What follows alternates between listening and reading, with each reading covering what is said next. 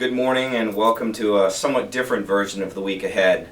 I'm here today because I'm going to talk about one of the more important issues that will be coming before the legislature in the next week or two, and that is the issue regarding the minimum wage increase.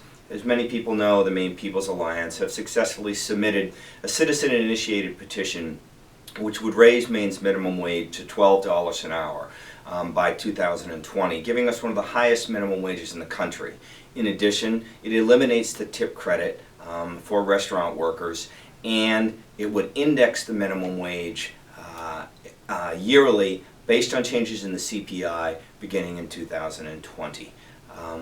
The Maine business community, the Maine State Chamber, the Maine Restaurant and Innkeepers Associations, the Retail Association of Maine have joined together to offer up what's known as a competing measure, which would raise the minimum wage in Maine to $10 an hour over a 4-year period between 2017 and 2020, $8.59, $9.50, $10 an hour.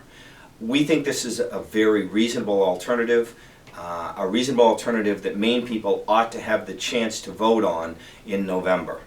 The legislature has the power vested in them by the Constitution to authorize the inclusion of a competing measure in the citizen referendum process.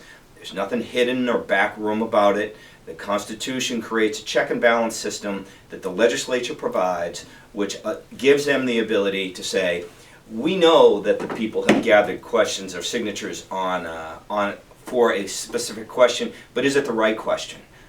We think that there is a better alternative, a more reasonable alternative, and that's why the business community has put this proposal forward. We would simply urge you as concerned business people to reach out to your locally elected officials and urge them to support the inclusion of a competing measure on this citizen-initiated question. One more point. There's been some talk that it's an unusual occurrence for competing measures. Simply not true. Competing measures were offered by the legislature in the 1990s around the Forestry Compact, and as early as mid-2000s around the issue of education funding.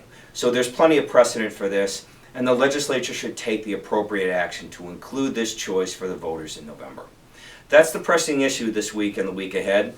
Join us for another edition with my colleagues next week. Thank you.